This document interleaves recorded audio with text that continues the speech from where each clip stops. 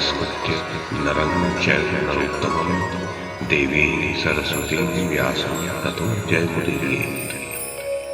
ओम नमो भगवते वासुदेवाय। ओम नमः पितामहाय। ओम नमः प्रजापतिभ्यः। ओम नमः कृष्णद्वैपायनाय। ओम नमः सर्वविघ्नविनायकेभ्यः।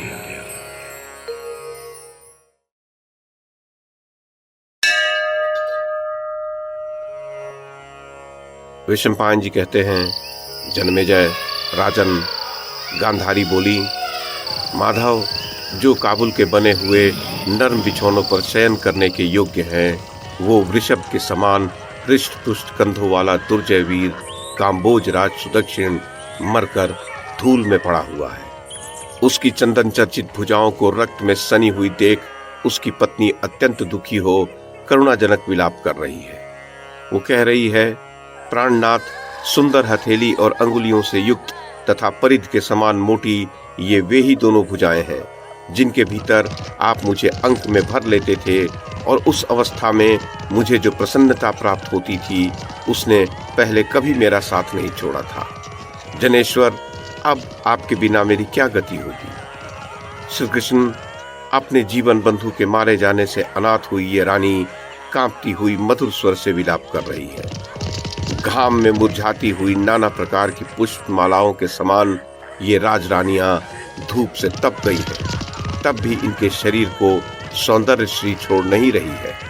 मधुसूदन, देखो, पास ही वह शूरवीर कलिंगराज शयन कर रहा है, जिसकी दोनों विशाल भुजाओं में चमकीले अंगद बंधे हुए हैं। जनार्दन, उधर मगधराज जयसेन पड़ा है, जिसे चारों ओर से घेर कर उसकी पत्नियां अत्यंत व्याकुल हो फूट फूट कर रो रही है। श्री कृष्ण, मधुर स्वर वाली इन विशाल लोचना रानियों का मन और कानों को मोह लेने वाला आर्तनाद मेरे मन को मूर्छित सा किए दे रहा है।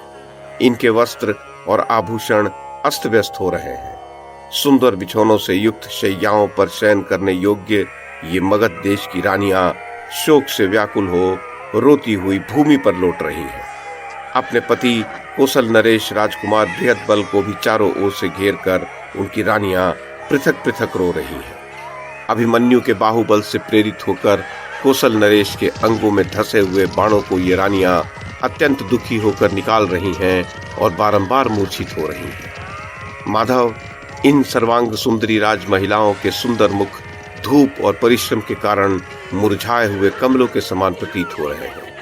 ये द्रोणाचार्य के मारे हुए धृष्टद्युम्न के सभी छोटे छोटे शूरवीर बालक शयन कर रहे हैं।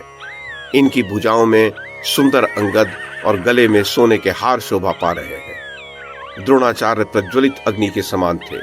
उनका रथ ही अग्निशाला था, धनुष ही उस अग्नि की लपट था, बाण, शक्ति और गदाएं समिधा का काम दे रही थी। धृष्टद्युम्न के पुत्र पतंगों के समान उस द्रोण रूपी अग्नि में जलकर भस्म हो गए। उसी प्रकार सुंदर अंगदों से विभूषित पांचों शूरवीर भाई के राजकुमार समरांगण में सम्मुख होकर जूझ रहे थे। वे सब के सब आचार्य द्रोण के हाथ से मारे जाकर शयन कर रहे हैं। इन सब के कवच तपाए हुए स्वर्ण के बने हैं और इनके रथ समूह ताल चिन्हित ध्वजाओं से सुशोभित है। ये राजकुमार अपनी प्रभा से प्रज्वलित अग्नि के समान भूतल को प्रकाशित कर रहे हैं। माधव, देखो, युद्ध स्थल में द्रोणाचार्य ने जिन्हें मार गिराया था वे राजा द्रुपद शयन कर रहे हैं, मानो किसी वन में विशाल सिंह के द्वारा कोई महान गजराज मारा गया।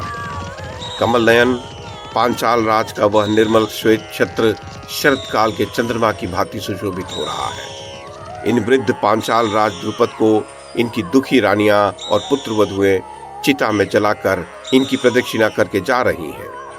चेरी राज महामना शूरवीर धृष्टकेतु को जो द्रोणाचार्य के हाथ से मारा गया, उसकी रानियां अचेत सी होकर दाह संस्कार के लिए जा रही हैं। मधुसूदन, ये महाधनुर्धर वीर संग्राम में द्रोणाचार्य के अस्त्र शस्त्रों का नाश करके नदी के वेग से कटे हुए वृक्ष के समान मरकर धराशायी हो गया।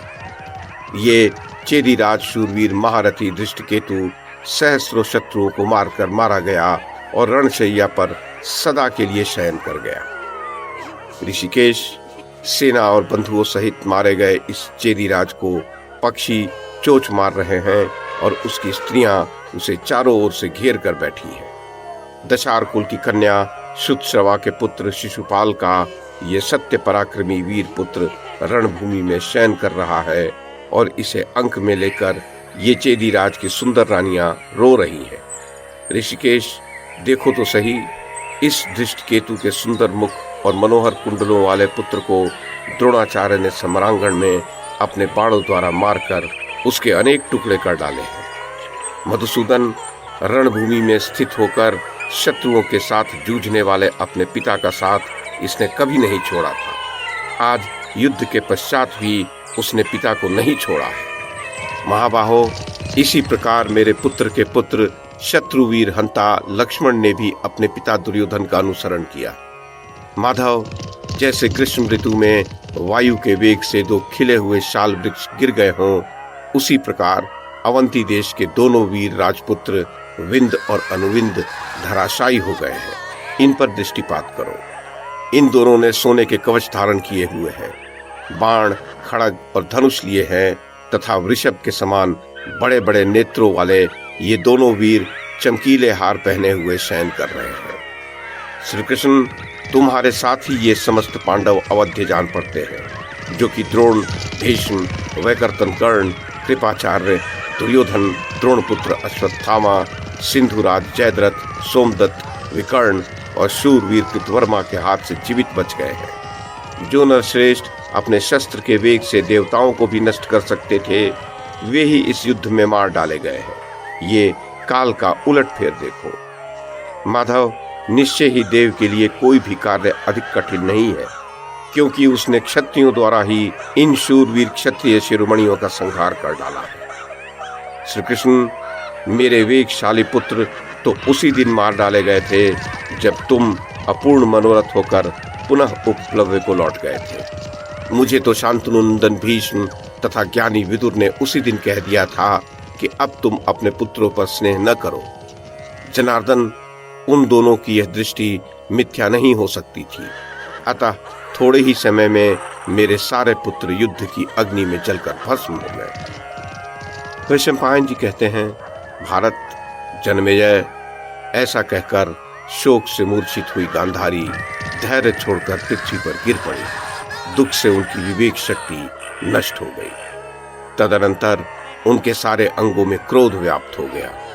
पुत्र शोक में डूब जाने के कारण उनकी सारी इंद्रियां व्याकुल हो उठी। उस समय गांधारी ने सारा दोष श्री कृष्ण के ही माथे मढ़ दिया। गांधारी ने कहा, श्री कृष्ण, जनार्दन, पांडव और धृतराष्ट्र के पुत्र आपस में लड़कर भस्म हो गए। तुमने उन्हें नष्ट होते देखकर भी उनकी उपेक्षा कैसे कर दी?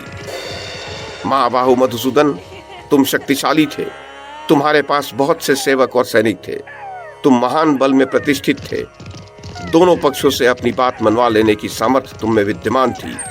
तुमने वेद शास्त्रों और महात्माओं की बातें सुनी और जानी थी। ये सब होते हुए भी तुमने स्वेच्छा से कुरुकुल के नाश की उपेक्षा की, जानबूझकर इस वंश का विनाश होने दिया। ये तुम्हारा महान दोष है, अतः तुम इसका फल प्राप्त करो। चक्र और गदा धारण करने वाले केशव, मैंने पति की सेवा से जो कुछ भी तप प्राप्त किया है, उस दुर्लभ तपोबल से तुम्हें शाप दे रही हूँ। गोविंद, तुमने आपस में मारकाट मचाते हुए कुटुंबी कौरवों और पांडवों की उपेक्षा की है। इस कारण से तुम अपने भाई बंधुओं का भी विनाश कर डालोगे। मधुसूदन, आज से 36वां वर्ष उपस्थित होने पर तुम्हारे कुटुंबी, मंत्री और पुत्र सभी आपस में लड़कर मर जाएंगे। तुम सबसे अपरिचित और लोगों की दृष्टि से ओझल होकर अनाथ के समान वन में विचरोगे और किसी निंदित उपाय से मृत्यु को प्राप्त होगे।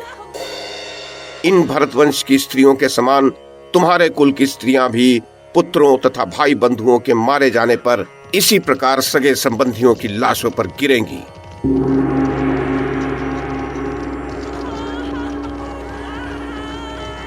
वैशंपायन जी कहते हैं, राजन जन्मेजय, वो घोर वचन सुनकर महामनस्वी वसुदेव नंदन श्री कृष्ण ने कुछ मुस्कुराते हुए से गांधारी देवी से कहा, क्षत्राणी, मैं जानता हूं ये ऐसा ही होने वाला है। तुम तो किए हुए को ही कर रही हो।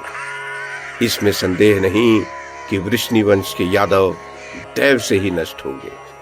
सुबह वृष्णि कुल का संहार करने वाला मेरे सिवा दूसरा कोई नहीं है। यादव दूसरे मनुष्यों तथा देवताओं और दानवों के लिए भी अवध्य है, अतः आपस में ही लड़कर नष्ट होंगे।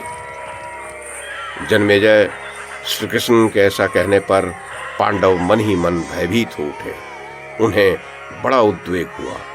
वे सब के सब अपने जीवन से निराश हो गए।